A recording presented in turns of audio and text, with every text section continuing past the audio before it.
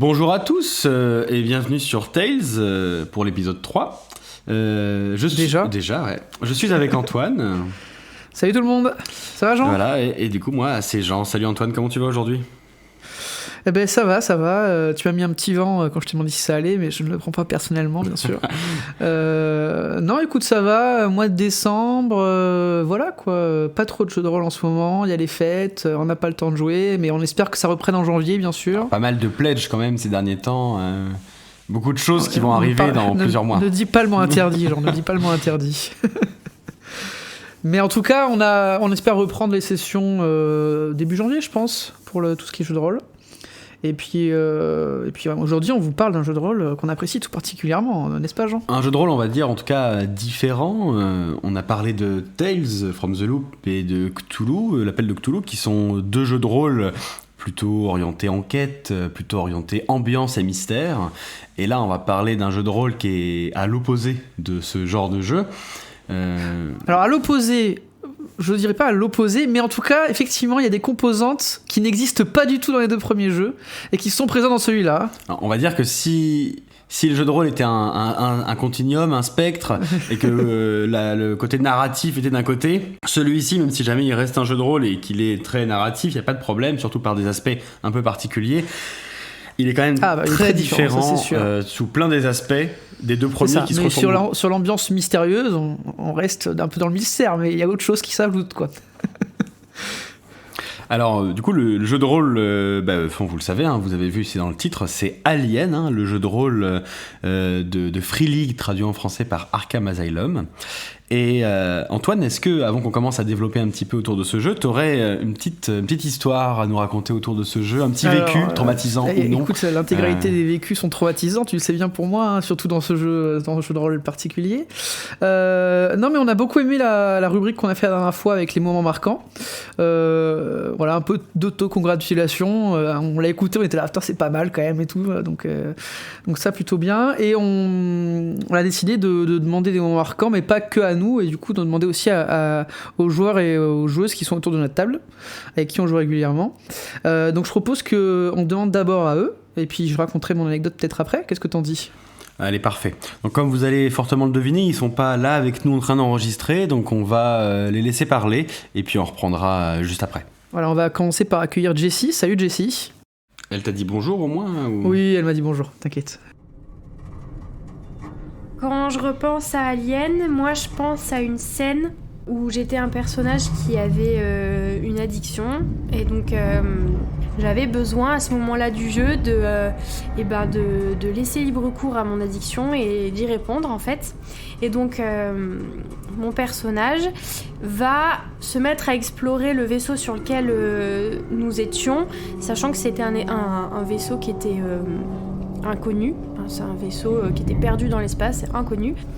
Je vais explorer une partie du vaisseau toute seule. Et donc je rentre dans une pièce, dans une espèce de laboratoire étrange. Et en fait, en cherchant frénétiquement, de manière un peu désordonnée, parce que j'en avais besoin de la chose que je cherchais, et en fait je commence à m'embourber dans ce qu'il y avait dans la pièce au sol, c'est-à-dire des espèces de sphères noires un peu gluantes, un peu comme on pourrait s'imaginer dans les films aliens. Et donc là le maître du jeu me demande de faire un lancer de dés parce que en fait je pouvais plus avancer et j'étais complètement embourbée. Et je rate, et donc mon personnage glisse dans cette espèce d'amas gluant. Et donc c'était dégoûtant, enfin on s'imaginait bien la scène. J'ai juste été dégoûtée à ce moment-là, et puis effrayée en fait, parce que j'étais toute seule dans cette pièce et que mes compagnons de route ils étaient vraiment loin. Bon, j'ai fini par m'en sortir et par partir de là, mais c'était vraiment et dégoûtant et effrayant. Elle a pas dit bonjour du coup. Merci Jessie, effectivement, ça va être un moment assez stressant. Je demande bien qui t'a mis la pression comme ça. On va écouter maintenant Johan. Johan qui était un autre... salut Johan. Je sais pas s'il dira bonjour. Mais non. Non, il dit jamais bonjour. On va bonjour. écouter Johan qui va nous partager un autre moment qui vient probablement de la même session. Bonjour à toutes et à toutes. Donc on m'a demandé de vous présenter un retour d'expérience sur le scénario d'Alien. Et moi, ce dont je voudrais vous parler un peu, c'est des agendas qui nous donnent au début avec des objectifs un peu perso et puis des relations qui sont déjà déterminées. Et donc moi, on m'avait clairement dit que j'étais le connard du groupe et que fallait surtout pas que je parle avec Antoine parce que de toute façon, on pouvait pas se blairer. Et ce qui était assez intéressant finalement dans ce scénario, c'est que les circonstances ont fini par faire que Antoine est venu se mettre à genoux devant moi et me supplier de l'aider, alors qu'on n'était pas censé pouvoir se blairer. Et c'est à ce moment-là que je me suis rendu compte que j'étais pas le seul connard du scénario, parce qu'en fait Antoine était bien pire que moi. Et évidemment, ça a très bien fini avec nous deux travaillant ensemble. Écoute, merci Yuan pour avoir partagé ce moment. On sent que tu jouais pas exactement sur les mêmes types d'aspects du jeu que Jessie auparavant. Hein. Non, il y a des gens qui ont subi le stress et il y en a qui ont essayé plutôt de l'instiller Propager, aux autres et de le propager. Voilà. Ouais, clairement, il y avait des profils différents sur cette game, on peut le dire. Voilà. Et pour terminer, moi je vais vous raconter un petit moment ce que m'évoque ce jeu en fait. Hein. Moi je jouais un personnage qui était le capitaine du vaisseau. La capitaine du vaisseau pour être précis, un personnage, je dirais pas haut en couleur, hein, je dirais plutôt, s'il y avait un autre terme que haut en couleur, j'utiliserais celui-ci, hein, c'est-à-dire que quelqu'un qui est très humain, mais pas dans ses bons côtés, quoi, hein, la vanité, le pognon, voilà, hein, tout ce qui était important, on a vite fait de jeter ses camarades sous les roues, dans les réacteurs plutôt. Les gens d'aujourd'hui diraient que tu étais quelqu'un d'entier. Oui, voilà, j'étais très entier. Ouais. Et il y a un moment en fait où on décide avec une autre personne que vous avez probablement entendu juste avant de convaincre l'équipe d'ouvrir une porte. Et derrière la porte, on sait qu'il y a probablement un monstre, une entité en tout cas. Et on y va parce qu'il y a des ressources. Et que nous, on s'en fout en fait, l'entité. On veut récupérer le loot, hein. On veut les choses pour pouvoir faire de l'argent, voilà. Et du coup, la porte s'ouvre et là, un combat dramatique commence à se faire. On commence à se faire attaquer contre un ennemi vraiment au-dessus de nos forces. Tout le monde commence à se battre. Et puis moi, je me dis, mais pourquoi je me battrais alors que la créature ne me voit pas et que je peux aller me planquer? Et donc, je décide d'aller me planquer dans la salle d'où sortait le monstre, de fermer à clé la salle et de rester dans la salle tant que le combat n'est pas terminé. Et je récolte toutes les ressources que je peux récupérer. Donc je récolte mon butin et j'attends les bruits, j'ai essayé d'écouter, j'attends que ça se termine. Et puis au bout d'un moment, le combat se déplace. En fait, bon, il n'y a pas vraiment de combat, hein, c'est une boucherie, hein, tout le monde se fait découper. Il s'enfuit vers les ascenseurs à l'autre bout. J'entends des pas, ils partent. La créature semble partir. Et me voilà réjoui. J'ouvre la porte et je commence à ramper. Et j'étais juste à côté de l'escalier qui amenait vers le dock inférieur pour pouvoir prendre le petit vaisseau et partir. Je commence à arriver au niveau de l'escalier, je commence à descendre, et là il y a le maître du jeu qui n'est autre que Jean qui me regarde et qui fait « Antoine, j'entends un bruit derrière toi ?» Et je fais « Non, comment ça j'entends un bruit? Il n'y a pas de bruit, il n'est pas là derrière moi !» Et je me retourne, et la créature m'a fait face. Autant vous dire que j'étais avec une autre personne qui... lui aussi en plein de moralité m'a pris et m'a balancé contre la créature. Je me suis fait découper en deux. Bon, voilà, j'ai été séparé en deux pour être précis, et je suis mort, voilà. Et ça a été une fin digne du personnage que j'avais joué, que ça clairement, mais qu'est-ce que ça a été dur, quoi. Et j'ai un peu réagi en disant mais c'est pas possible, la créature elle était partie, qu'est-ce que tu me fais là? Il m'a regardé, il m'a fait, j'ai lancé un dé. Et le dé, il a indiqué qu'elle s'est retournée, Antoine. Et j'ai fait, oh putain, non! Comme quoi, il y a un peu de justice, des fois, même dans le jeu de rôle. Oui, c'est vrai que c'est assez symptomatique de ce jeu, ce que vient de raconter Antoine, le côté parfois un peu surprenant des réactions des créatures. Et on en reviendra dans le système, mais il y a un côté très intéressant, chaotique en fait, presque. Hein. C'est-à-dire que même toi, tu décides pas complètement de comment ça va se passer. Et ça, on reviendra, mais c'est une des choses qui ramène un petit goût particulier au jeu, quoi. Et il y a autre chose qui transparaît dans ton histoire aussi, c'est le côté en fait... ce jeu, il encourage pas forcément la coopération pleine et entière entre tout le monde à tout moment. La coopéra quoi? C'est vrai que vous avez, vers la fin de la game, plutôt choisi la compétition que la coopération. Mais bon, ça, faites ce que vous voulez après. Bref... Oui. Bon, Revenons au jeu du coup. Donc revenons au jeu. Alien, le jeu de rôle, c'est un jeu de rôle qui a été édité par Free League en décembre 2019 et traduit en français par Arkham Asylum Publishing en décembre 2020. Voilà, sorti sur les rayons en janvier 2021.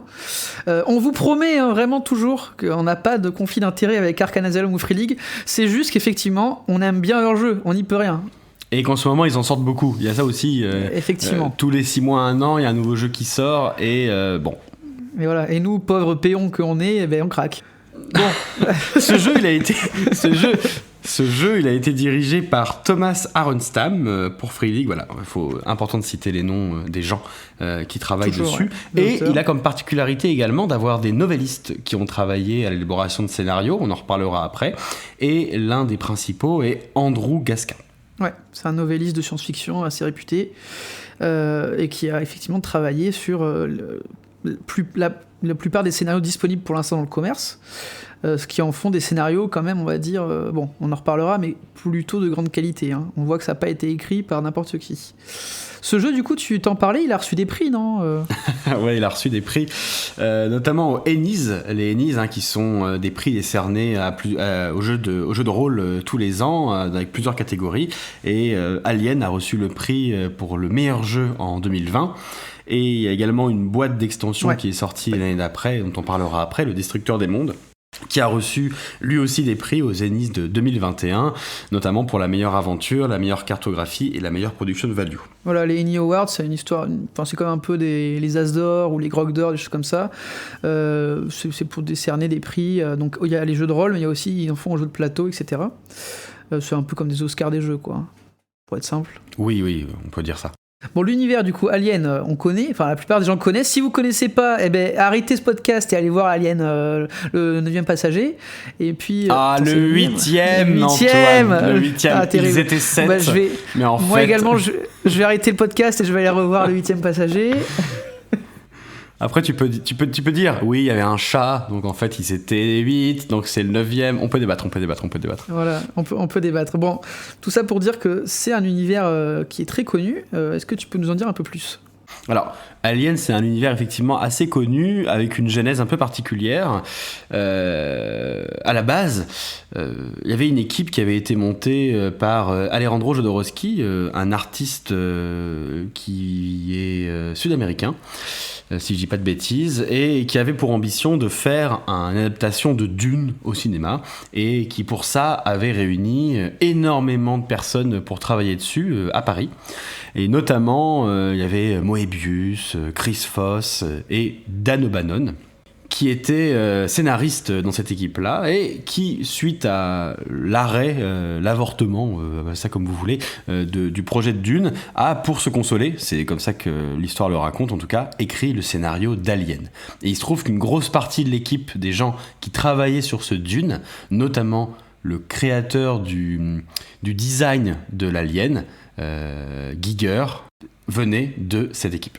Ouais, alors juste une petite précision, du coup Jodorowsky il est franco-chilien, voilà, un petit peu de cocorico, voilà, et si vous n'avez pas vu, donc il y a un documentaire assez célèbre qui s'appelle le Dune de...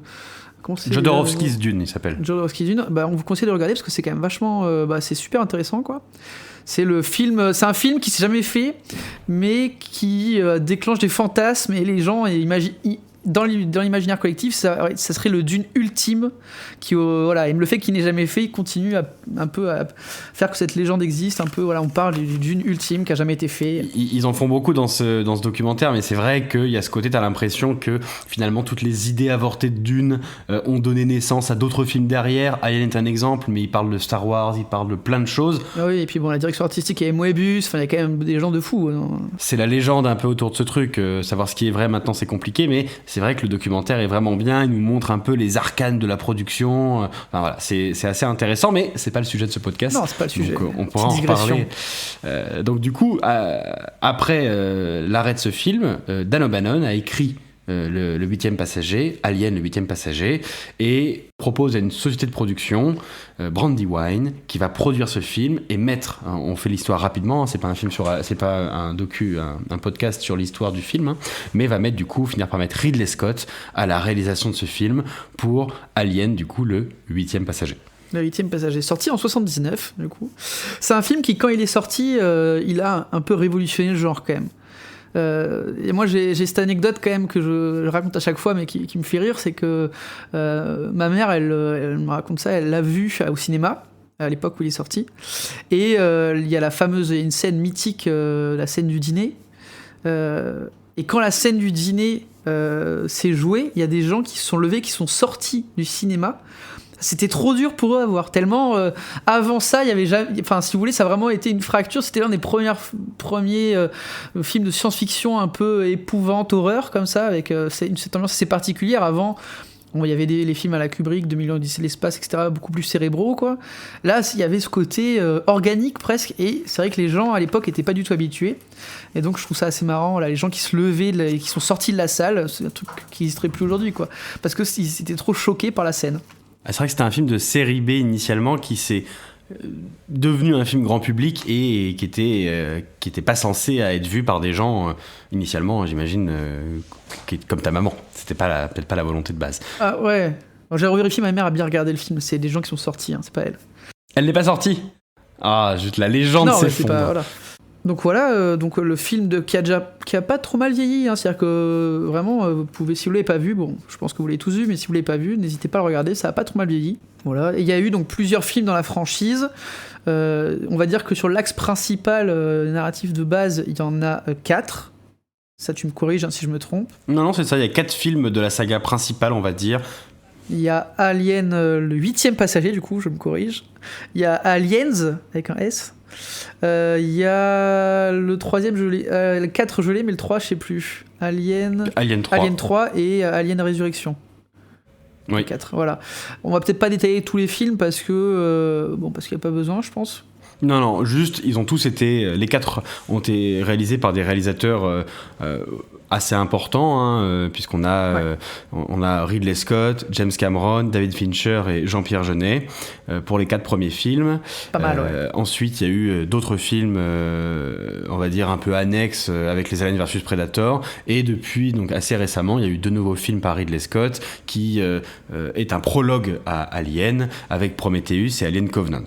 Le lore du jeu prend en compte tout ce qui se passe avant, enfin à partir du 3e film et avant, donc c'est-à-dire Alien Prometheus, Alien Covenant et Aliens et Alien 3. Ouais, voilà, c'est à peu près c'est à partir de ces films-là que c'est fait. C'est une espèce d'univers un peu étendu quand même. Enfin, il y a eu, vous avez pas juste le lore des films, hein. Il y a quand même dans le jeu de rôle, voilà, il y a un univers qui est un peu plus étendu que ça. Oui, alors dans le jeu de rôle, effectivement, ça va beaucoup plus loin que ça, mais dans l'histoire de l'univers, le moment où se situe le jeu, c'est Alien 3, globalement, est contemporain du moment où se situe le jeu. Ouais. Alors Antoine, est-ce que tu peux me dire un petit peu qui est-ce qu'on joue dans ce jeu ? On joue des personnages qui sont la plupart du temps comme un peu dans Alien le premier du nom, c'est-à-dire des camionneurs de l'espace, quoi, et qui travaillent pour des entreprises. Souvent, c'est pas des gens qui ont une importance majeure, qui n'ont pas des postes très importants. C'est des ouvriers ou des petits chefs, etc. On peut même dire que c'est des rouages de l'entreprise. C'est vrai, il y a vraiment ce côté t'es personne. C'est ça, et ils sont jetables, clairement, ça c'est une sensation qu'on a tout dès le début, quoi. Et qui vont affronter une situation, de cette situation va découler l'histoire, etc. Les personnages, il n'y a pas grand chose à en dire, ils ont chacun des objectifs particuliers, ils ont chacun une histoire, c'est des personnages qui sont, on y reviendra, mais pour le mode de jeu principal, parce qu'effectivement il y a 2 modes de jeu, qui sont pré-tirés, c'est-à-dire que c'est des personnages qui sont pré-écrits. C'est même plutôt ça le terme qu'on devrait dire, préécrit. On y reviendra un petit peu après. Donc ça, c'est qui on joue, mais à quoi on joue ?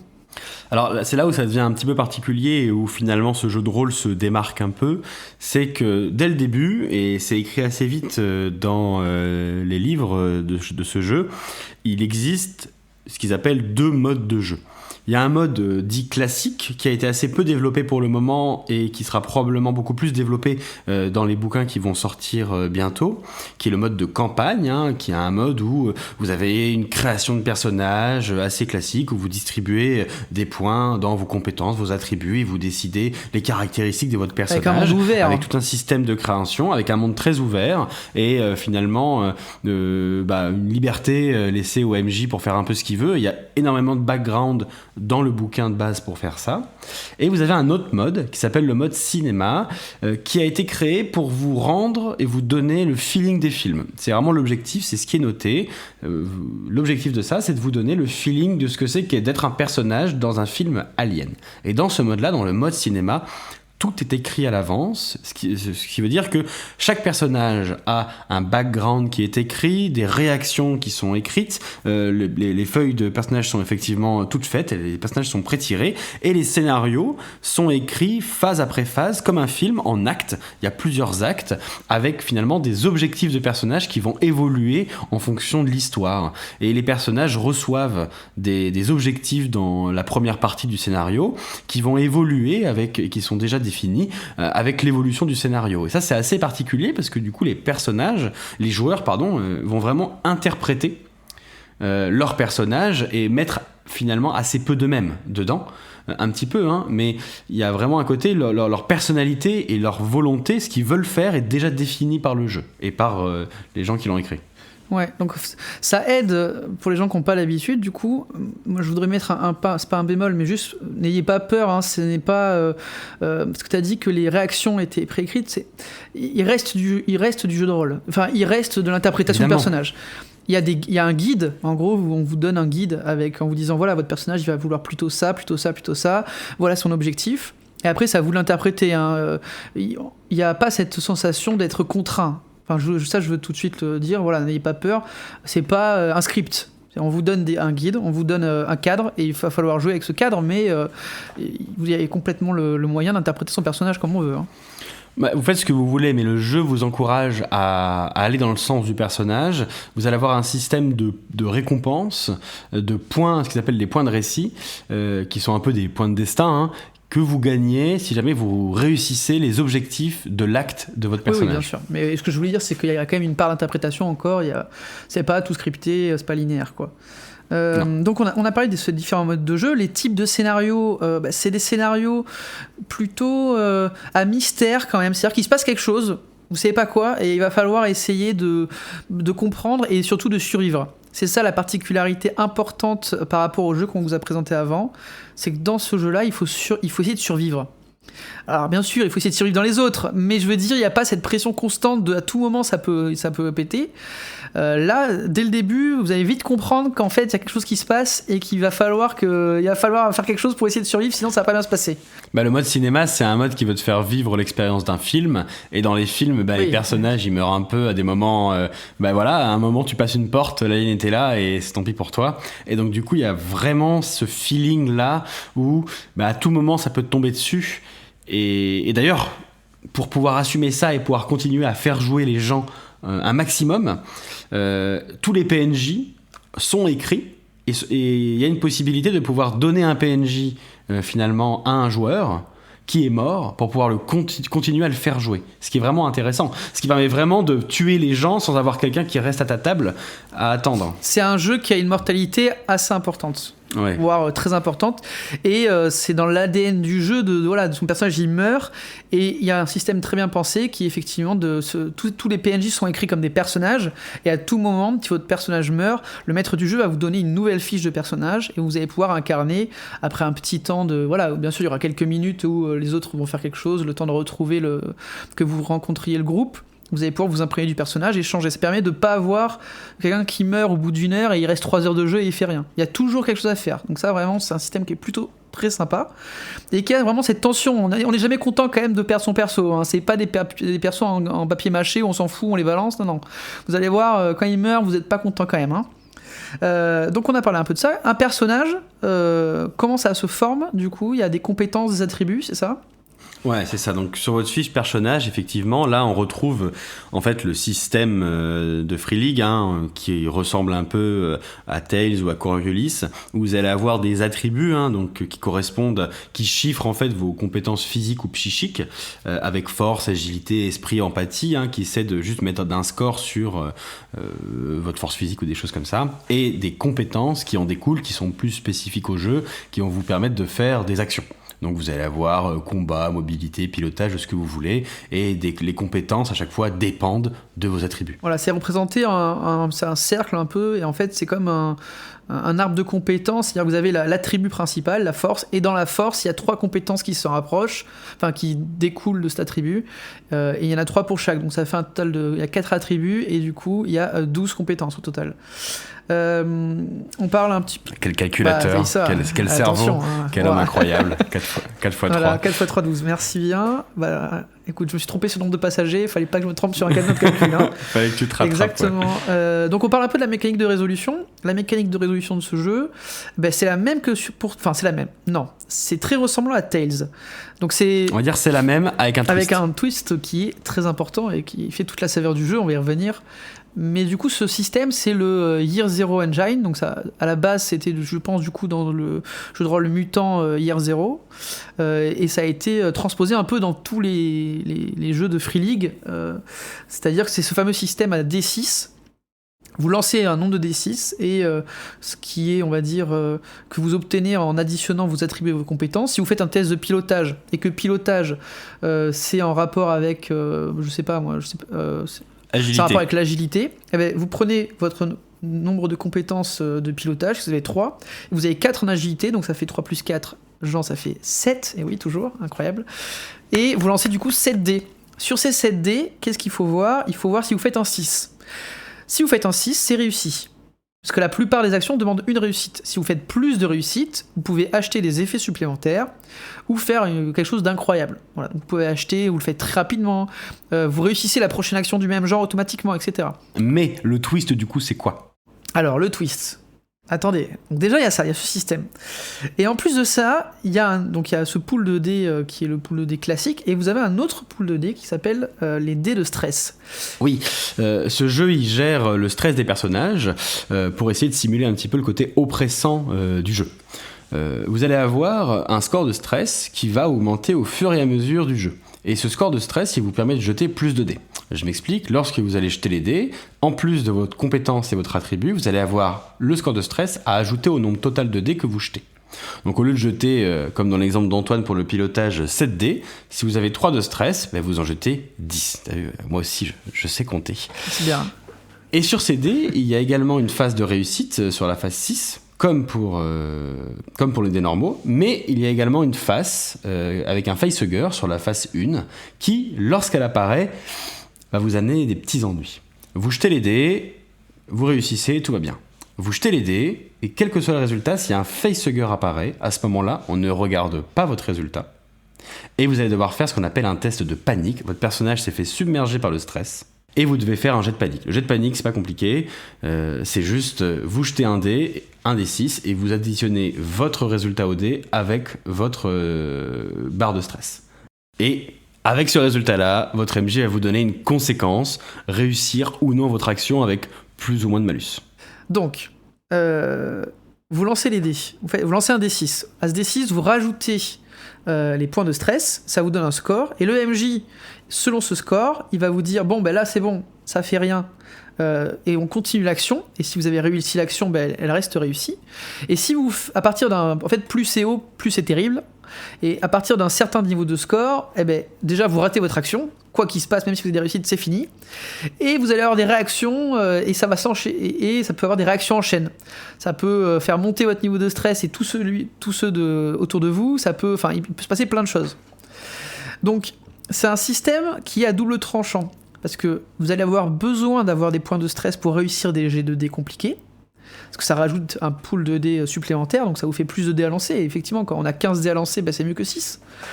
Mais en lançant ces dés, c'est à double tranchant parce que vous prenez le risque de rentrer en panique. Et si vous rentrez en panique, c'est jamais bon. Il n'y a jamais un moment où vous dites « génial, un test de panique est facile ».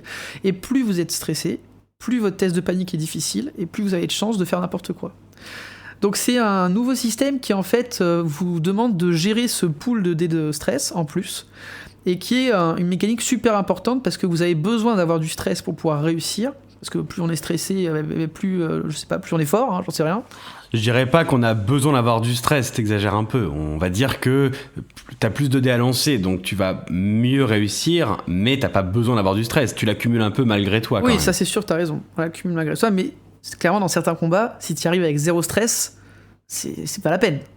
C'est sûr que ça améliore tes chances de faire réussir vu que t'augmentes ton nombre de dés. Mais bon, plus t'as du stress et plus t'augmentes tes chances de faire un test de panique, et donc plus t'augmentes tes chances de faire tout foirer. Et très clairement, on l'a vu, je me rappelle d'un moment où vous aviez mal géré votre réserve de panique, dans le sens où les joueurs sont arrivés dans un combat où il y avait vraiment... ils avaient tous beaucoup de stress, une réserve de stress qui était augmentée. Et il y a eu une réaction en chaîne où les joueurs se sont mis tous à stresser. En jetant les dés, ils ont tous eu finalement un test de panique à faire. Et ils se sont tous contaminés les uns les autres avec des résultats de test de panique qui étaient de plus en plus délétères. Et finalement, il y en avait un qui partait en courant, l'autre qui se mettait en boule par terre, un à côté qui se tapait la tête contre un mur, et le monstre à côté qui pouvait faire open bar. Donc, c'est effectivement une mécanique à double tranchant, mais je dirais pas à dire jusque le fait que tu as besoin du stress. On va dire que c'est arrangeant, ce qui est un peu vicieux, parce que ça te donne envie d'en avoir toujours un petit peu, en te disant ouais, je vais gérer mon risque, avoir 2-3 dés en plus, les chances d'avoir un facehugger elles sont faibles, mais du coup je jette quand même une dizaine de dés, c'est cool. Donc il y a ce petit côté un peu vicieux où tu te dis ouais, je peux en avoir un peu, c'est pas trop dangereux. Jusqu'au moment en fait où le risque il est pas linéaire, il est exponentiel, et il y a un moment où le problème c'est qu'il y a des résultats qui te font choper du stress supplémentaire, tu le vois pas arriver, t'accumules un max de trucs et tu te retrouves à jeter 20 dés et tu fais genre what the fuck, qu'est-ce qui se passe, et là c'est la panique. Non mais c'est soit ça, et puis là vous voyez dans la conversation on n'est pas complètement d'accord sur l'utilisation de ce pool de dés, c'est ça toute la partie en fait, c'est-à-dire que toute la partie vous allez être là, mais attends, est-ce qu'il faut que je me repose, est-ce que j'ai le temps de me poser pour essayer de faire diminuer mon stress, est-ce qu'il faut que je le garde parce que là on arrive dans un moment où je vais avoir besoin de ces dés en plus pour gagner. Donc voilà, il y a une tension qui est créée avec ce système et qui est constante durant la partie. Et ça porte bien son nom du coup. C'est vraiment le stress, c'est vraiment cette mécanique, elle apporte un sel à la partie qui est incroyable. Et elle est parfaitement adaptée au genre du jeu. Donc là-dessus, ils ont vraiment fait, je dirais pas un sans faute, mais en tout cas l'idée ils ont pris un système qui existait déjà, qui fonctionnait bien, mais l'idée fonctionne vraiment très très très bien dans ce jeu, et elle pourrait être reprise dans d'autres jeux. Vraiment, ils ont vraiment amélioré leur système de base avec cette mécanique qui est complètement géniale pour ce type de jeu. Effectivement, ça irait pas dans tout, mais là vraiment c'est top. Donc là, on a juste parlé du système de résolution. Mais le jeu, en fait, c'est à la fois une force, c'est peut-être un défaut. Il est vraiment blindé de mécanique, ça part un peu dans tous les sens. Il y a énormément de tableaux et énormément de règles qui s'accumulent. Et donc le jeu, il gère aussi les dégâts. Ouais. Donc vous allez pouvoir prendre des dégâts, vous avez une barre de vie, enfin un nombre de points de vie, et vous allez pouvoir prendre un certain nombre de dégâts. Lorsque vous tombez à 0, et Friedling aime bien ça, vous êtes brisé. Ça me rappelle rien. Il y a les parents dans le coin. Il y a des parents. Et si vous tombez à 0 et que vous êtes brisé, à ce moment-là, vous allez potentiellement pouvoir subir une blessure critique. C'est-à-dire que vous allez de nouveau faire un test d'endurance, et ça va vous donner un résultat qui va vous donner une blessure. Donc vous ne mourrez pas lorsque vous avez 0 point de vie, mais vous allez avoir une blessure très importante, qui peut aller juste de s'évanouir à se trancher la carotide ou se faire ouvrir en deux. Et effectivement, si ça va. c'est un panel assez large. Ouais, c'est vrai. Et si vous survivez à ça, à ce moment-là, vous pouvez avoir l'espoir de vous faire soigner par quelqu'un ou de survivre suffisamment longtemps, genre qu'on vous oublie dans un coin suffisamment longtemps pour regagner spoiler, un point de vie. L'espoir est très faible, je vous le dis.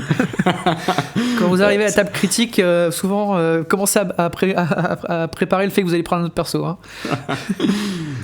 Et donc du coup, soit vous survivez, soit vous mourrez dans d'atroces souffrances, et comme on le disait tout à l'heure, la mort fait complètement partie du jeu, parce que si vous mourrez, et qu'on n'est pas à la fin du scénario évidemment, vous allez pouvoir récupérer un autre personnage, soit qui est déjà présent et qui est joué par le MJ, soit qui est pas encore arrivé mais qui est prévu dans l'histoire, et pouvoir du coup jouer quelqu'un d'autre, jouer quelqu'un qui n'a plus du tout ni la même histoire, ni le même objectif, qui est peut-être pas du même côté que le personnage que vous jouiez avant. Donc ça aussi c'est pas mal, il y a un petit côté un peu, d'un seul coup, vous changez de jeu. Enfin, vous changez complètement de côté dans le jeu, et la partie repart pour vous. Ouais. Alors le jeu, il gère beaucoup d'autres choses, hein, on en parlait, il gère l'encombrement, il gère des types de blessures différentes, et surtout, vous allez avoir des consommables. Ouais, c'est-à-dire qu'il y a des consommables, donc il y a de l'eau, de la nourriture, de l'énergie et de l'oxygène. Je crois que c'est les 4 principaux consommables. Air, énergie, nourriture, eau, ouais, c'est ça. Ouais, je peux en souvenir. Et du coup, la nourriture et l'eau, dans le mode cinéma, ça peut être important, mais c'est plutôt anecdotique. C'est plutôt l'énergie et l'air qui est important. Donc l'air, vous en avez besoin pour respirer dans votre combinaison si vous avez une combinaison. Et quand vous en avez plus, vous commencez à suffoquer, il va falloir trouver une solution. Il y a eu pas mal de scènes où vous vous baladiez en fait dans des scaphandres finalement, et lorsque vous faisiez des efforts importants ou des choses comme ça, un intervalle répété de temps, je vous demandais de savoir si jamais, enfin de consommer votre air, et vous, au fur et à mesure où vous avanciez, en fait, vous voyez votre air diminuer. Donc il y avait vraiment une gestion de si j'avance plus loin, est-ce que je vais pouvoir avoir assez d'air pour continuer et revenir, est-ce que je vais trouver de l'air. Il y avait vraiment ça qui était assez présent chez vous. Et puis il y a l'énergie. L'énergie, elle est liée, alors pour plusieurs choses, mais surtout au radar. On a un espèce de radar de sonar plutôt, parce que ce qui est important, c'est que vous jouez toujours le mode cinéma, hein, vous jouez dans un endroit clos.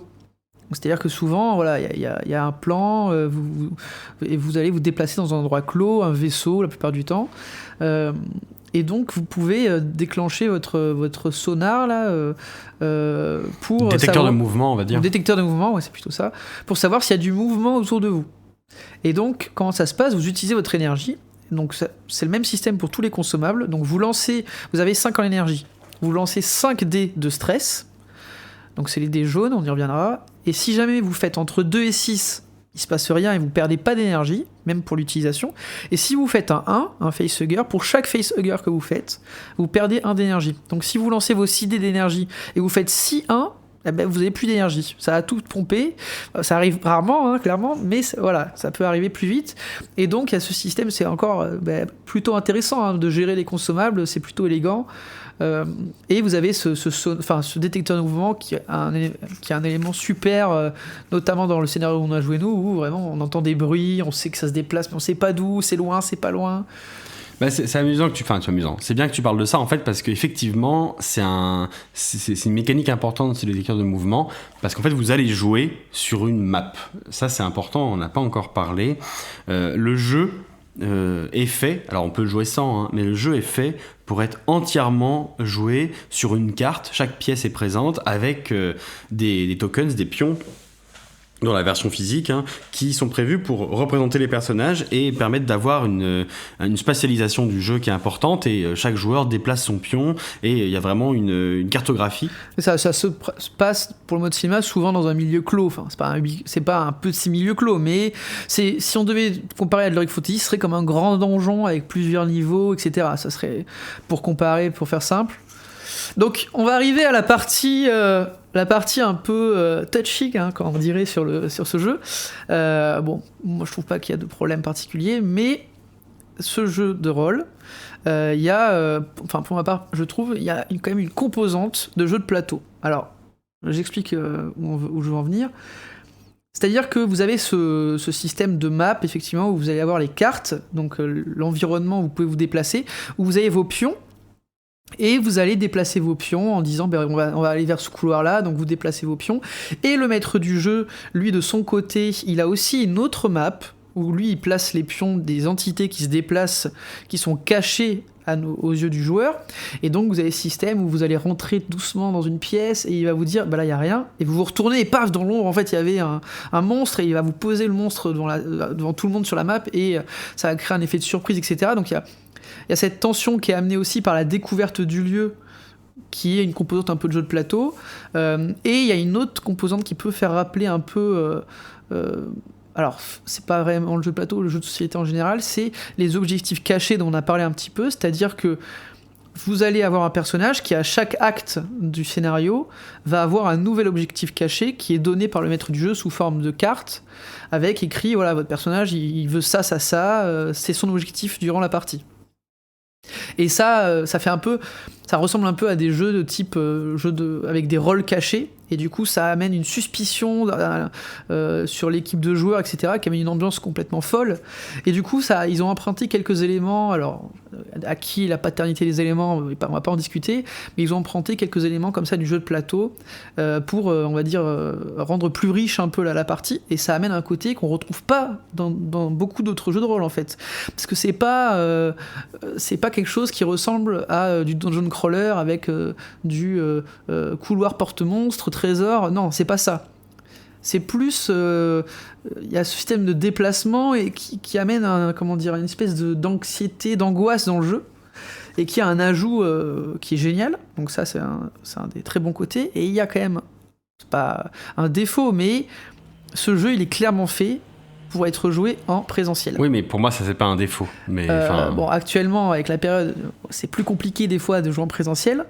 Mais voilà, c'est un jeu qu'il va falloir jouer autour de la table. Vous pouvez le jouer, nous c'est ce qu'on a fait, hein. On a joué sur internet avec des extensions tierces type Roll20, Let's Roll, VTT, mais ça demande une maîtrise de l'outil pour que ce soit bien, il faut que tout le monde ait une bonne connexion, il faut que tout le monde comprenne comment marche le logiciel. C'est beaucoup moins simple, alors qu'en fait, quand on joue autour de la table, je pense que ça va être assez évident. Voilà, il y a une map, on pose les tokens, tout le monde autour de la table, et clairement, voilà, vu le matériel qu'il y a dans les différentes boîtes dont on parlera après, clairement, ils ont mis le paquet pour qu'on joue en présentiel. Ah oui, ils ont mis le paquet pour qu'on joue en présentiel. Mais enfin bref. Voilà, effectivement, c'est un point sur lequel on n'est pas forcément d'accord, mais on va pas s'étendre dessus. Ce podcast n'est pas une tribune pour notre débat, donc. Mais si, arrête, attends. Tout. On est d'accord. T'es d'accord avec moi là? J'ai vachement downplay. J'ai dit juste, voilà, ça a pris les bons trucs. Oui. Bah alors dis que t'es d'accord. Arrête de dire que t'es pas d'accord. Que t'es d'accord. Tu fais chier.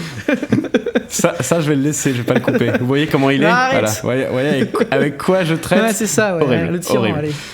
Donc du coup, on va vous parler du combat. Alors, vous avez compris, en fait, c'est un peu le revers de la médaille et le côté positif du jeu, vu qu'il est il n'est pas simulationniste non plus. Il y a des jeux bien pires que ça, mais il essaie quand même d'énormément mécaniser tous les aspects et de mettre une règle un petit peu à tout.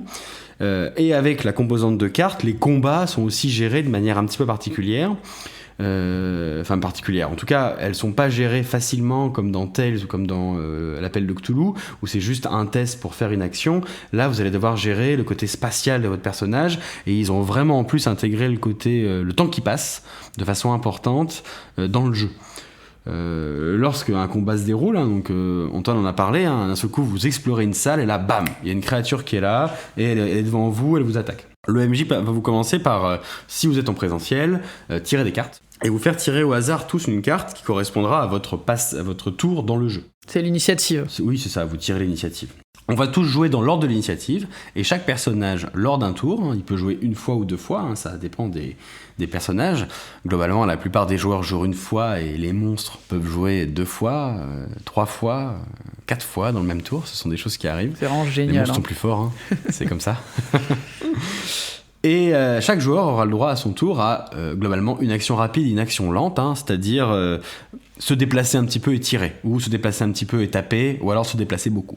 Voilà. En plus de ça, il y a tout un système d'armes. Il y a différents types d'armes, il y a pas mal dans le bouquin, et souvent qui sont répartis, que vous pouvez trouver dans le vaisseau s'il y en a, qui ont des capacités différentes. Donc il y en a qui brûlent, il y en a qui font des choses avec du plasma, etc., qui ont chacun des dégâts différents. Donc il y a tout un système d'armurerie comme ça qui va vous permettre d'être plus ou moins puissant, plus ou moins lourd. Donc ça fait quand même plus de règles que par exemple Tales ou même Cthulhu, il y a aussi beaucoup d'armes, donc on va pas, c'est pas pareil. Ce système d'armes, attends, j'ai tapé mon micro, hop, je reprends. Et ce système d'armes, il est accompagné avec des cartes aussi. C'est-à-dire que si vous jouez en présentiel, souvent le maître du jeu, il a les cartes correspondant aux armes et il peut vous les donner. Si vous la trouvez, bien sûr. Ça, c'est toujours...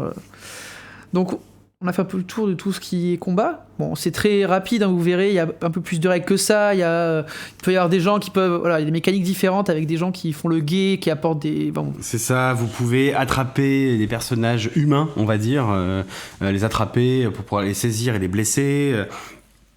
pouvez les pousser à plaquer au sol, le jeu est différent, vos actions sont différentes si jamais vous êtes par terre ou debout. Le jeu, on l'a dit, gère le temps, hein, donc vous avez le droit, les choses vont évoluer en fonction dans le combat, il y a vraiment ce côté finalement temps qui passe, qui est très marqué, mais un peu comme finalement là pour le coup, un Donjons et Dragons, où il y a vraiment ce côté un petit peu plus, effectivement, là on peut reprendre ce que dit Antoine, des rounds comme dans un jeu de plateau ou juste dans finalement un wargame, où vous allez avoir un petit peu ce côté-là qui est assez présent et puis qui va pouvoir se finir de façon plus ou moins funeste.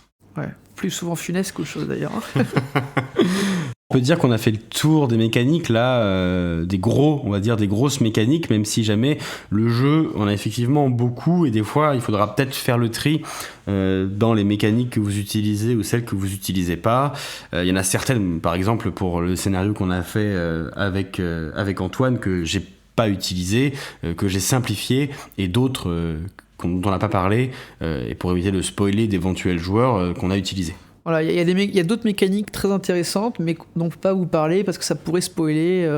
Voilà, donc le mieux, de toute façon. Il y a une grosse composante de surprise en fait dans ce jeu, et voilà, si vous voulez, c'est vrai que le jeu a beaucoup de tables, mais l'objectif c'est de ne pas les regarder quand on est joueur, de ne pas savoir ce qui se passe, pour essayer de conserver un petit côté un peu surprenant quand il va se passer des choses. Et c'est vrai que c'est peut-être un peu la faiblesse du jeu. Quand vous jouez beaucoup, je pense que les joueurs connaissent déjà le résultat de leur action quand ils jettent leur dé pour un test de panique ou pour des blessures critiques. Ils peuvent finir par apprendre les choses, et ça peut être un petit défaut. C'est pas un jeu à secret vraiment, mais il y a quand même des secrets, et surtout voilà, c'est vraiment déconseillé. Il faut pas que les joueurs ils voient les monstres, faut pas qu'ils regardent les statistiques, faut vraiment pas qu'ils voient.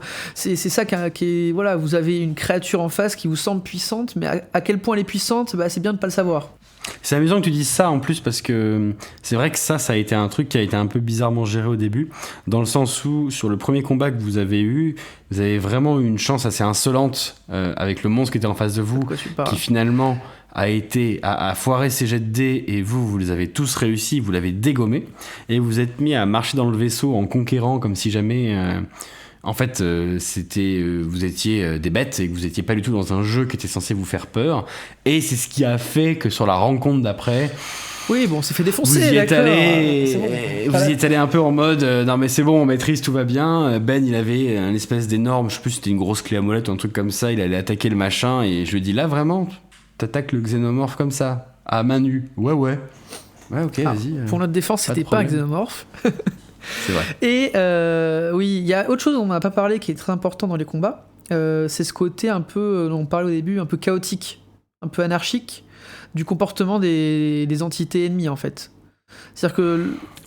c'est des monstres, oui, mais ils sont pas forcément... Mais dans les règles... Ils sont instinctifs. Oui, bien sûr, ils sont instinctifs, tu vois, donc ils sont chaotiques. Mais c'est ça qui est bien, c'est que tout n'est pas géré par le maître du jeu. Il y a des lancers qui sont faits de ton côté, qui font que l'entité se comporte d'une manière différente en fonction des résultats. Est-ce qu'elle va se retourner, par exemple, pour faire quelque chose qui est complètement... et essayer de tuer celui qui avait tout réussi? Bon, un peu de rage. C'est vrai que par rapport aux autres jeux de rôle que j'avais masterisés, où finalement le MJ est quand même très en contrôle de ce qui se passe, et finalement c'est ce que je pense que ça fait une partie des choses que tu veux dire quand tu dis jeu de plateau, c'est dans les autres jeux de rôle qu'on fait habituellement, j'ai pas forcément tout décidé à l'avance de ce qui se passait, et je fais venir un monstre ou un événement particulier au moment où ça va m'arranger le plus, au moment où je trouve que soit parce que les choses commencent à retomber un petit peu autour de la table, soit parce que là dans l'histoire ça a vraiment beaucoup de sens. Il y a ce côté un petit peu, tu construis l'histoire au fur et à mesure, et même si jamais tu as une trame, il y a quand même beaucoup de choses que tu improvises au fil de l'eau pendant ta session. Et ce jeu, du côté MJ, en fait, nous fait gérer les choses d'une façon très différente. Il y a quand même une partie assez liberté où il y a des choses que je décide de faire avec ce que me donne le jeu, et je peux improviser des choses. Mais le jeu me fait jouer au hasard un peu comme un OSR en fait, légèrement, pas complètement, mais à ce petit côté. Il y a des choses qui vont se décider par le hasard avec des tables. Il y a des choses, les aliens, tu peux pas les contrôler complètement. Les xénomorphes, c'est pas toi qui décides. Là, il va le déchiqueter en petits morceaux. Il y a un côté l'instinct de la bête qui va décider un petit peu à ta place. Et du coup, le MJ, des fois, il y a des conséquences, il y a des choses que t'as pas envie de faire, et le jeu va t'obliger à le faire. Ouais. Et tuer des personnages quand t'as pas envie de le faire, si tu respectes les règles, tu dois le faire. Se faire retourner la bête au dernier moment pour aller poursuivre quelqu'un que t'avais pas décidé de poursuivre, le jeu va te l'imposer. Et du coup, ça crée un rapport un petit peu particulier avec tes joueurs et le MJ avec le jeu, où finalement, tu te sens toi aussi, MJ, un peu oppressé par le jeu, dans le sens où le jeu, il t'essaie de le contrôler, mais t'y arrives pas trop. Il y a vraiment ce côté-là qui t'as un rôle d'accompagnateur de l'histoire, et tu peux pas tout décider, quoi. Toi aussi, tu vas voir les événements se faire devant toi, quoi. Oui, Ouais, c'est ça. Si tu peux le faire, mais si tu respectes le jeu, si tu respectes la manière dont il est fait en mode cinéma, on parle là du mode cinéma uniquement, effectivement, il y a ce côté... il y a 2 MJ, en fait. Il y a le novelliste et le mec qui fait jouer la nouvelle à la table. Ouais. Et finalement, la partie, c'est le résultat entre l'union des deux, où le MJ, il n'est pas complètement complètement libre de faire tout ce qu'il peut faire. Ouais. Donc, ce jeu, à qui ça s'adresse pour toi ? On a déjà parlé plusieurs fois. Ça s'adresse, je pense qu'au niveau joueur, ça s'adresse à personne en particulier, ça peut s'adresser à tout le monde, des joueurs assez expérimentés comme des joueurs assez novices finalement, parce que les joueurs expérimentés, ils vont trouver des choses assez différentes. Ils vont trouver un jeu de rôle qui ressemble pas trop au jeu de rôle qu'ils ont l'habitude de jouer, et les joueurs novices, vu qu'il y a ce côté très écrit et il y a ce côté finalement avec énormément de props sur la table, ils vont trouver beaucoup de choses à quoi se raccrocher pour pouvoir finalement faire passer un petit peu le côté un peu intimidant qu'il peut y avoir dans le jeu de rôle habituellement. Ouais. Et puis, du côté maître du jeu... là, t'as bien compris que c'était compliqué, et du côté maître du jeu, je pense, là, pour le coup, ça s'adresse pas à quelqu'un qui a jamais fait ça, parce que c'est inconfortable. C'est assez inconfortable d'être maître du jeu là-dessus, c'est compliqué et il faut bien connaître les règles. Je pense que c'est un jeu qui est pas si facile que ça à masteriser, donc j'aurais dit plutôt un MJ qui a déjà masterisé d'autres jeux. Ouais, c'est pas... Je sais pas ce que t'en penses. Non, mais si, moi j'ai vu un petit peu, moi j'ai été joueur sur la partie, mais c'est vrai que quand tu lis même un peu les règles, etc., que tu revois après, c'est pas un jeu qui est simple à masteriser, parce que c'est pas que du narratif, t'as des règles à connaître, t'as des choses à déplacer, t'as beaucoup d'éléments à gérer en même temps, dont l'ambiance sonore, on va y venir juste après, mais qui est importante, il y a plein de choses à faire.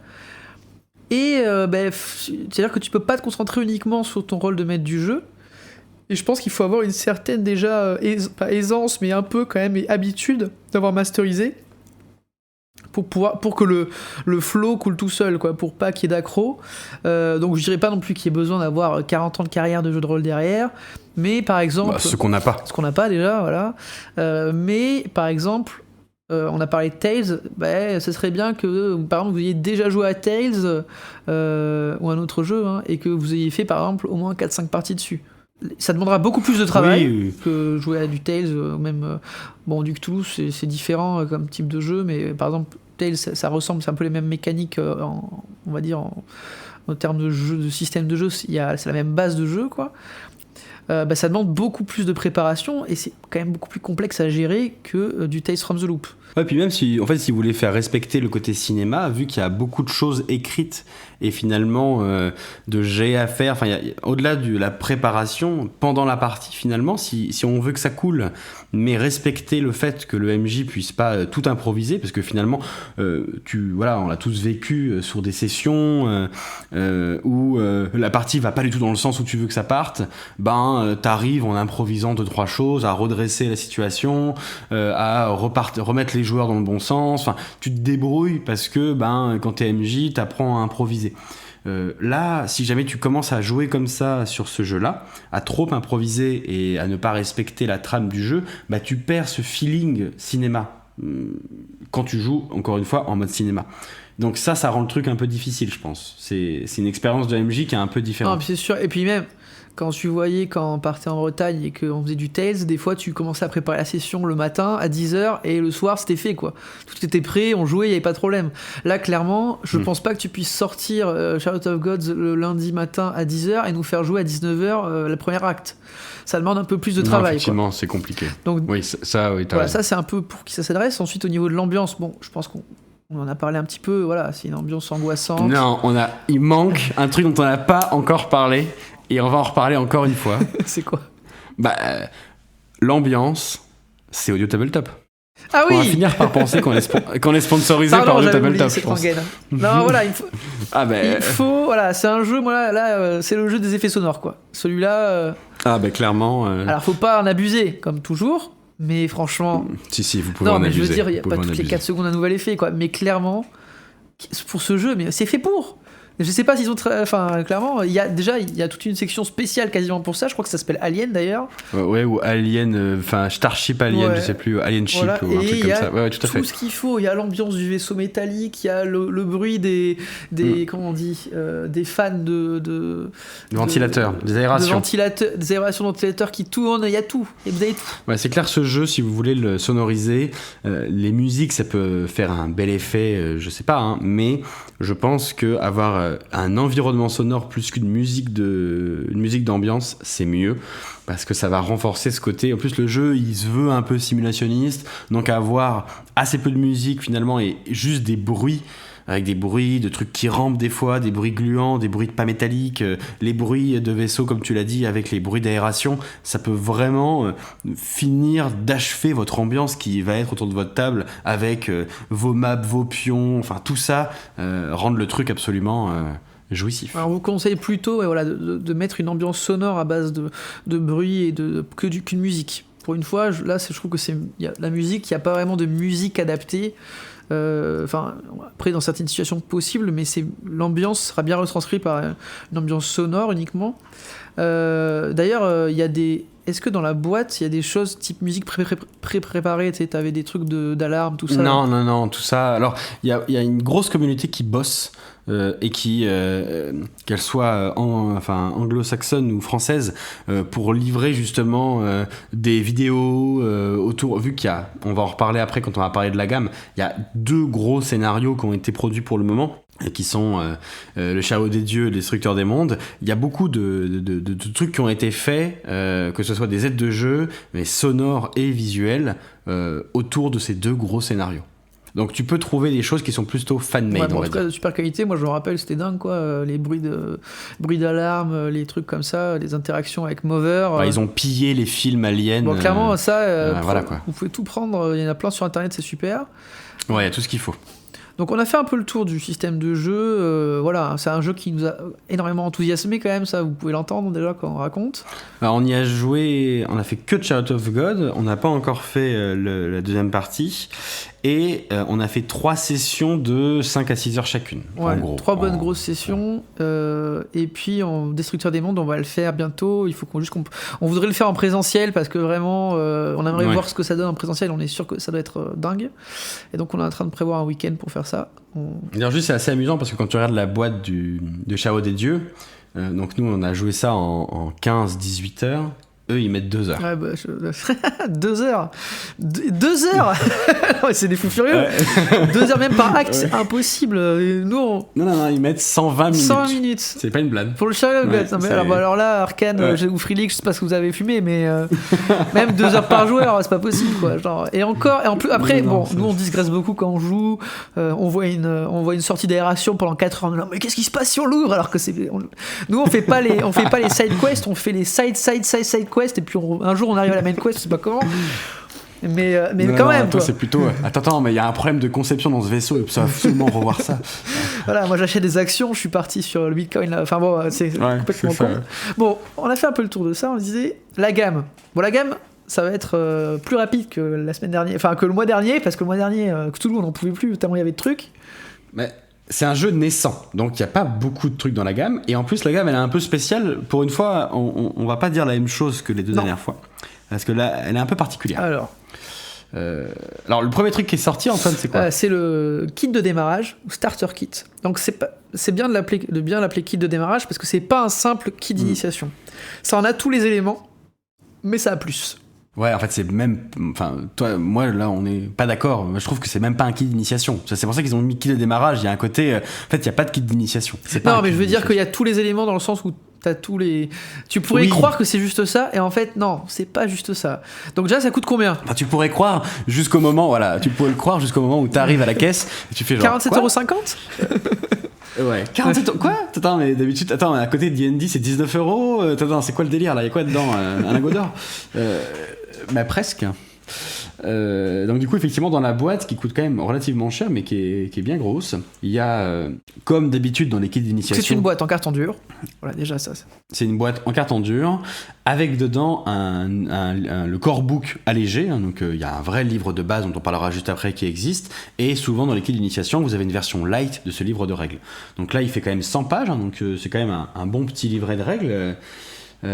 Qui rassemble globalement par rapport au core book la majorité des mécaniques du jeu. Vous pouvez jouer qu'avec ça, et moi en fait quand je joue j'ai les deux. Quand je fais des parties de Child of God, je préfère prendre le livret de règles qui est beaucoup plus facilement manipulable, voilà. Il est souple et il fait 100 pages donc, alors que l'autre en fait 400.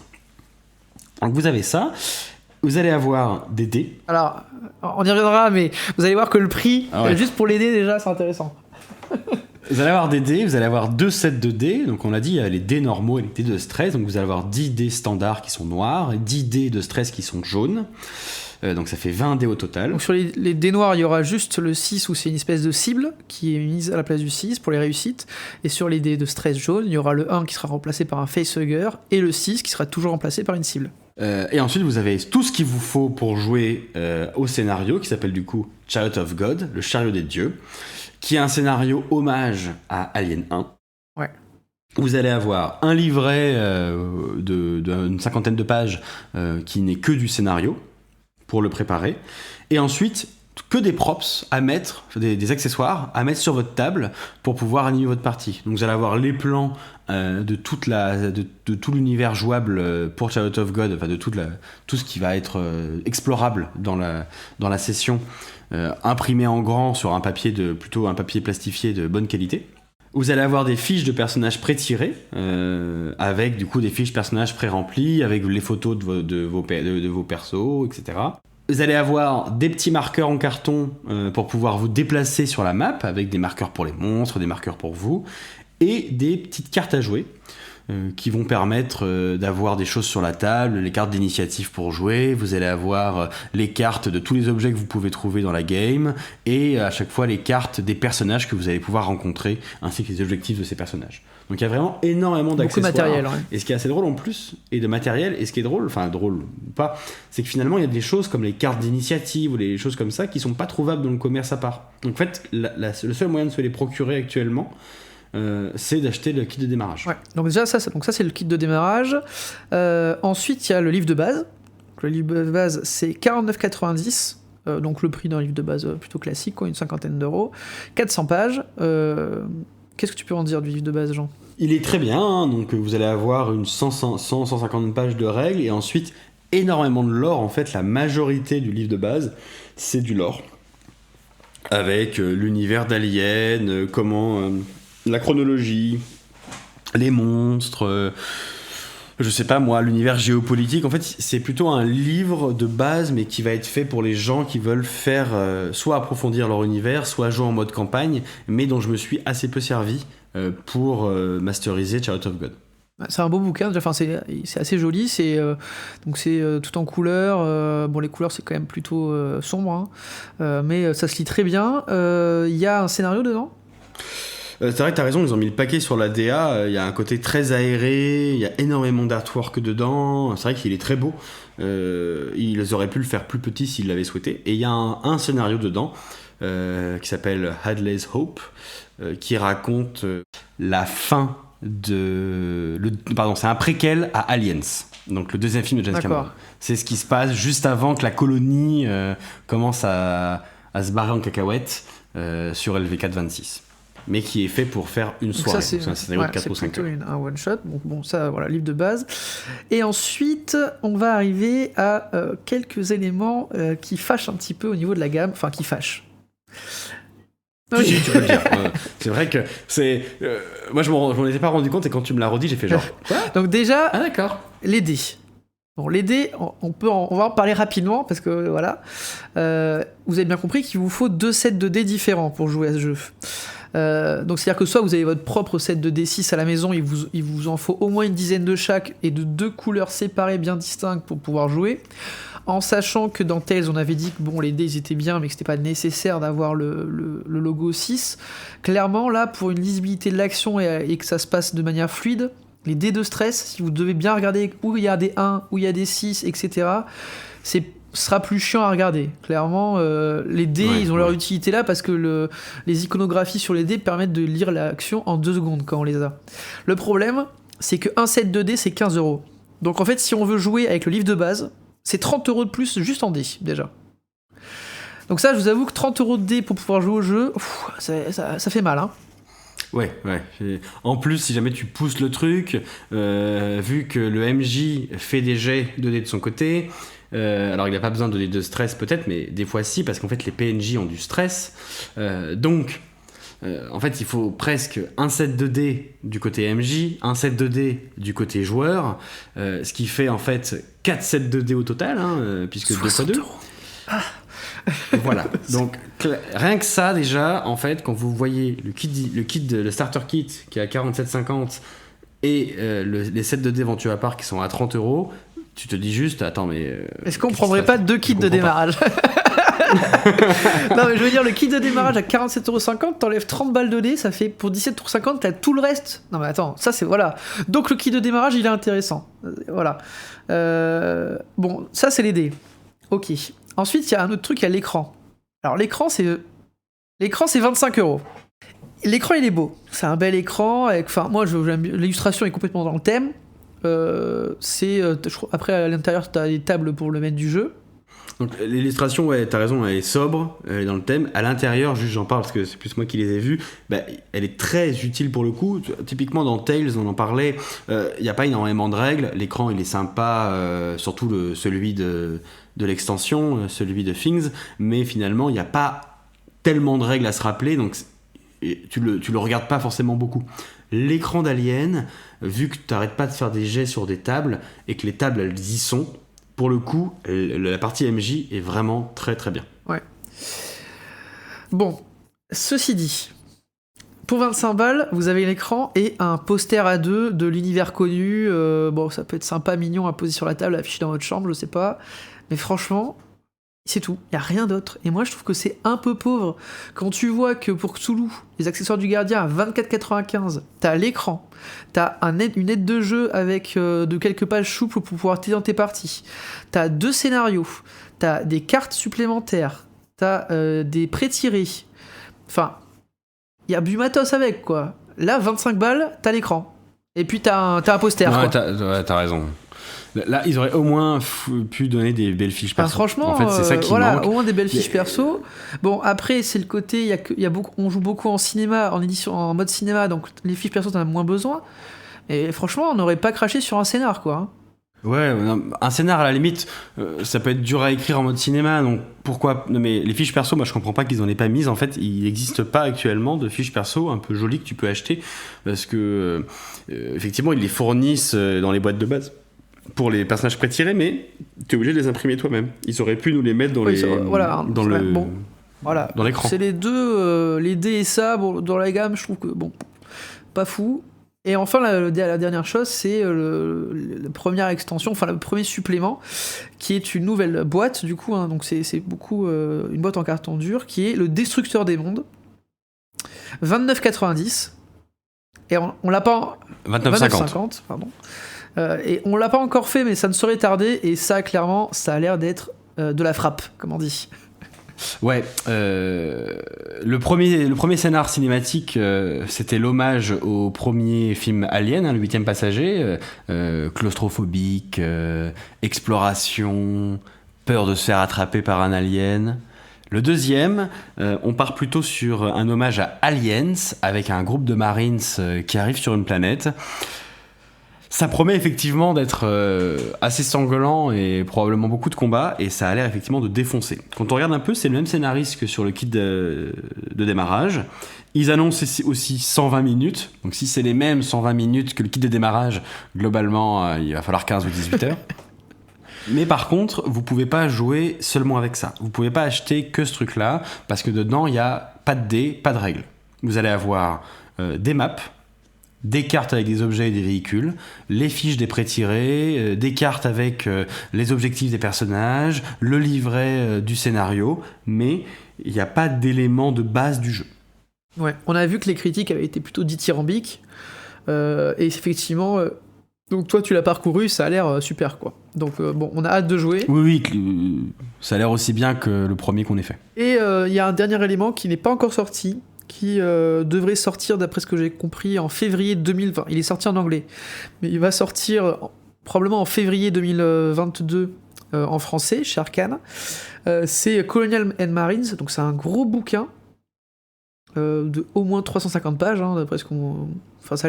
352. Bon bah tu vois, j'étais pas loin, à l'œil. Hein. Et du coup, le bouquin, toi tu t'es renseigné un petit peu, c'est... Alors du coup, il est aussi écrit par des novellistes. Hein. Encore une fois, on retrouve encore une fois la même personne à l'écrivain, à savoir Andrew Gasca, à l'écriture, pardon, à savoir Andrew Gasca. Et dedans, vous allez avoir, en fait, c'est un gros add-on où vous allez avoir plus d'éléments autour de l'univers, surtout pour les Marines. Plus d'éléments autour de leur équipement, de leurs armes, de leurs véhicules, de tout ce que vous voulez, du lore et de l'histoire, et des missions, enfin une mini-campagne, une grosse campagne, hein, vous allez avoir 6 missions écrites de la même manière que dans le mode cinéma. Avec, alors je sais pas trop ce que ça veut dire et j'ai pas voulu pour l'instant le regarder, il parle d'une épreuve de force de fin de partie mortelle, je sais pas trop ce qu'ils veulent dire, mais visiblement il a l'air d'avoir un add-on supplémentaire dedans, avec... un twist dans le jeu, je sais pas ce que c'est. Ouais, alors ça, moi j'ai juste vu quelques critiques qui ont l'air dithyrambiques, ils ont l'air de dire que c'est exceptionnel comme supplément. Ben, nous pour l'instant, vu qu'on vous parle des gammes françaises, on l'a pas eu entre les mains, on l'a pas acheté, donc peut-être qu'on vous en reparlera après février, après que tu aies fait un petit tour dessus. Mais en tout cas, les différentes critiques en VO et VF qu'on a vues disent, notamment j'ai vu sur Rollis TV qu'ils en parlaient, et ils en ont parlé plusieurs fois, et ils disaient vraiment que c'était incroyable. Donc hâte de voir ça. Un petit avis final, du coup, vous avez compris, hein, on ne saurait que vous conseiller le kit de démarrage. Clairement, vraiment, c'est la chose à prendre. S'il y a qu'un truc à prendre, c'est le kit de démarrage. Le livre de base, il est très bien, mais c'est plus un add-on pour avoir un scénario supplémentaire et du lore, et préparer peut-être une campagne en mode campagne si ça vous intéresse. Et puis le Destructeur des Mondes, bien sûr, hein, après que vous ayez fait Chariot of God, si ça vous a plu et que vous voulez en refaire un, c'est la seule chose qui est disponible avec autant de matériel et dans ce mode cinéma. Donc foncez, hein. Voilà, je pense qu'on s'était plutôt dit ça, hein, kit de démarrage en premier. Ouais, je suis entièrement d'accord. Et puis surtout Destructeur des Mondes, c'est les deux choses à prendre, on va dire clairement, et le livre de base en plus, si jamais vous voulez faire de la campagne ou avoir plus d'informations.